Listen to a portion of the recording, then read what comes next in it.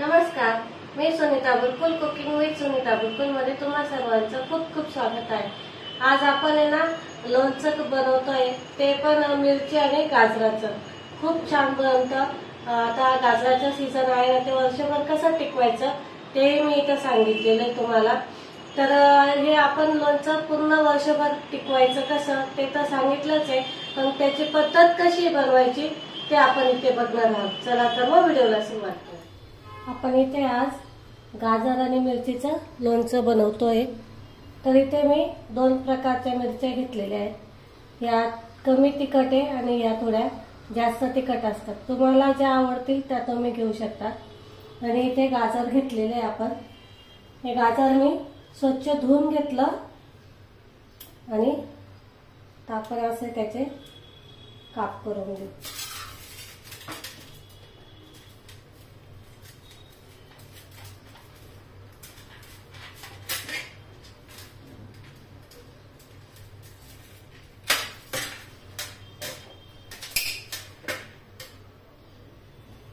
स्वच्छ धुवून घ्यायचे आणि हे जे असतं ना वरचं ते असं थोडंसं चाकूच्या साहाय्याने काढून घ्यायचं। म्हणजे काय होतं की त्याला जे आता या दिवसाचे चांगले असे येतात ना गाजर, त्याला हे राहतं असे काय बोलतात त्याला, कचरा राहतो हा निघून जातो।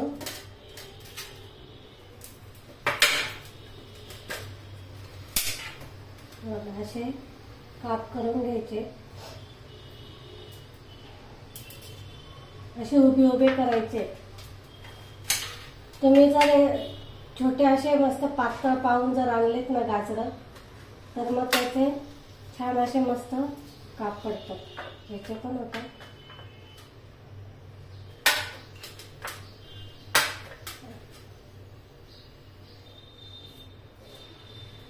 असे पातळ करून घ्यायचे मस्त।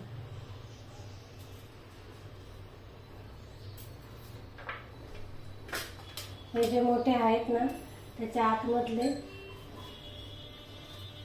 हा जो पिवळा भाग आहे ना तो शक्यतो काढून टाकायचा। आणि तो काढला नाही तर मग थोडं कडवट लागतं। मग हा जो भाग आहे ना हा काढून टाकायचा।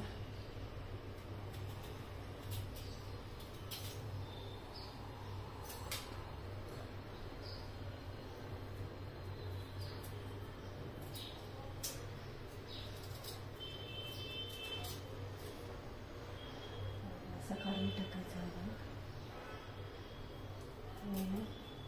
असे उभे काप करून घ्यायचे। तुम्हाला जेवढे पातळ लहान मोठे साईज पाहिजे त्या साईजमध्ये तुम्ही कापून घेऊ शकता।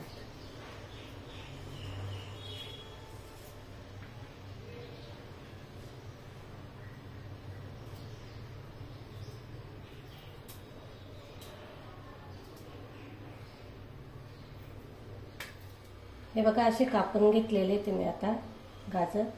आता आपण मिरच्या कापून घेऊ। त्याच्यासाठी मिरच्या पहिले स्वच्छ धुवून घ्यायच्या। देठ काढायचे नाही धुताना, नाही तर मग काय होतं की आतमध्ये पाणी जातं।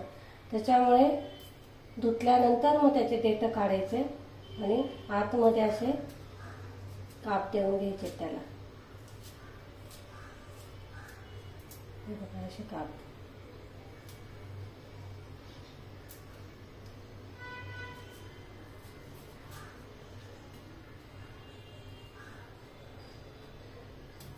मोठ्या मिरच्या असतील तर त्याचे असे दोन तुकडे करून घ्यायचे।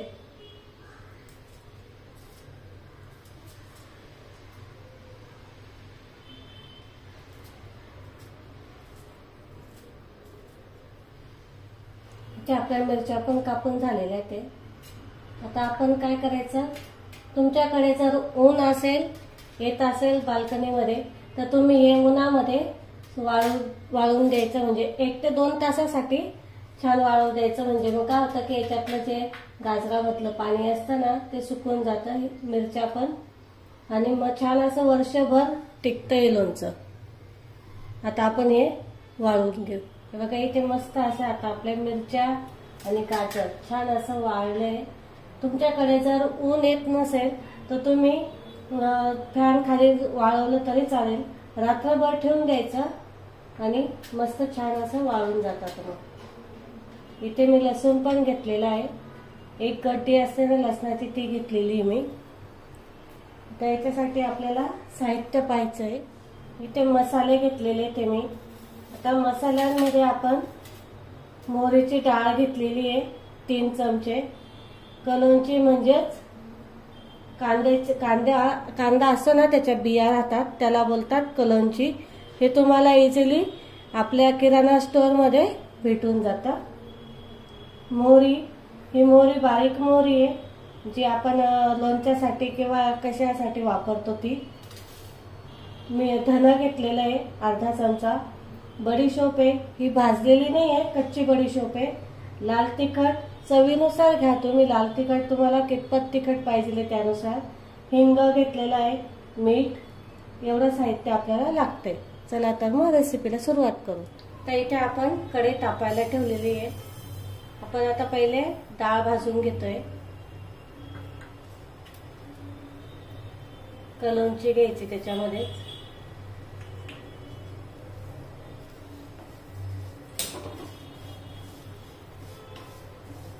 छान असं जास्त पण भाजायचं नाही आणि कच्चाही ठेवायचं नाही.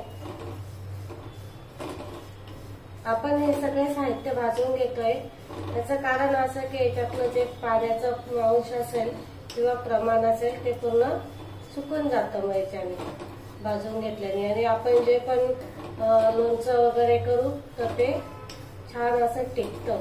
वर्षभर काय 2 वर्ष पण मग छान टिकतं. फक्त पाण्याचं त्याच्यामध्ये काही हे नाही जाऊ द्यायचं.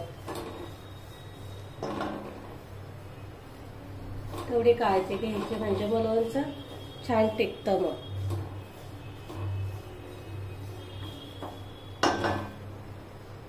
इथे आपले भाजून झालेले आहे. मी आता एका डिश मध्ये काढून घेते.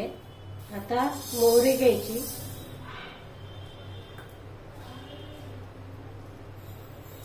मेथीचे दाणे आणि बडीशोप हे पण छान असं भाजून घ्यायचं. बघा इथे आता आपले मोहरी, धने, हे काय म्हणतात, सॉरी, मेथी आणि बडीशोप मस्त भाजून झालेली आहे.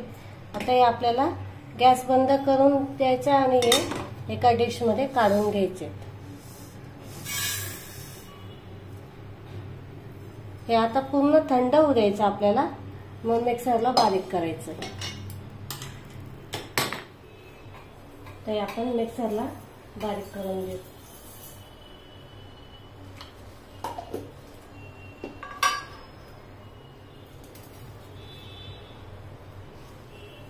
बघा आता इथे आपलं मस्त छान असं बारीक झालेलं आहे. बडीशोप, मोहरी आणि मेथी. तर याच्यामध्ये आपल्याला ही डाळ आणि मोहरी एकत्र करायची आहे.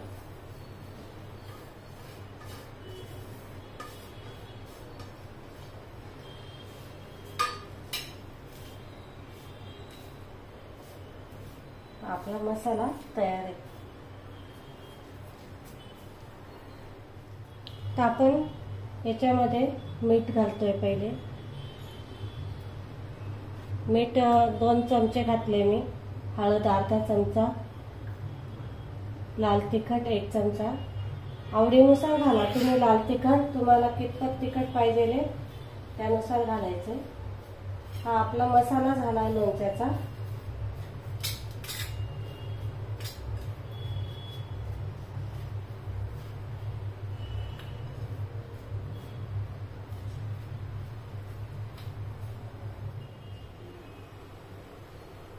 आपण कढई तापायला ठेवलेली आहे.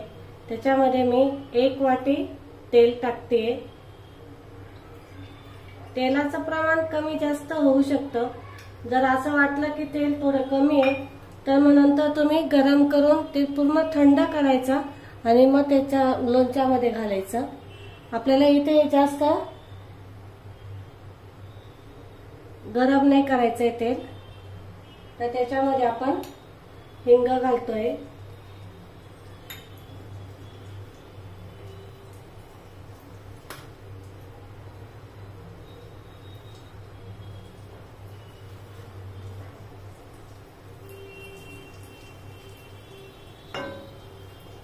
हा मसाला केलेला। जास्त तेल गरम नाही करायचं, नाही तर मग काय होईल की आपले जे मसाले आहेत ना ते मग जळण्याची शक्यता असते।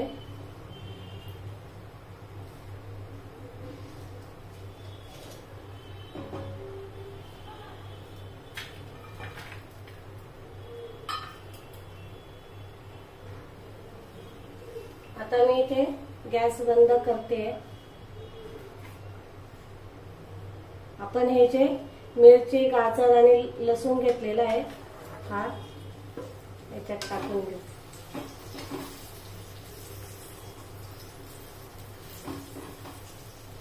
हे बघा आपलं लोणचं किती छान तयार झालेलं आहे।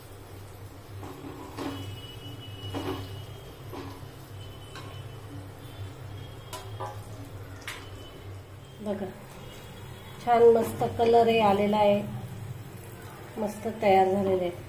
हे लगेच खाण्याजोगं नाही होत, याला 7-8 दिवस तरी लागतात मुरायला। आता हे आपण थंड होऊ देऊ पूर्ण। हे बघा स्टोर करून ठेवायचं असं, आणि खायचा राहताना ते छोट्या बरणीत एखाद्या काढून ठेवायचं, म्हणजे मग सारखं सारखं आपल्याला बरणी खोलावं नाही लागत आणि खराब पण होत नाही, मग त्याला पाण्याचा वगैरे असा हात नाही लागत। बघा इथे आपलं लोणचं एकदम मस्त असं बनवून तयार झालेलं आहे। इथे आपण पाण्याचा अजिबात वापर न करता लोणचं बनवायचं आहे। ज्यामध्ये आपण स्टोर करणार आहोत ते पण मस्त छान असं धुवून एकदम स्वच्छ करून घ्यायचंय। कोरडं करायचं म्हणजे ते उन्हामध्ये वाळून ठेवायची ती बरणी, आणि शक्यतो हे काचेच्या बरणीतच स्टोर करून ठेवायचं। त्याच्यामुळे काय होतं की लोणचं आपलं वर्षभर टिकतं, खराब होत नाही। तर तुम्हाला जर इथे आपल्या व्हिडिओ जर आवडले असतील तर लाईक करा, शेअर करा आणि जास्तीत जास्त सबस्क्राईब करायला विसरू नका। आपण लवकरच भेटू पुढच्या रेसिपीला, तोपर्यंत नमस्कार।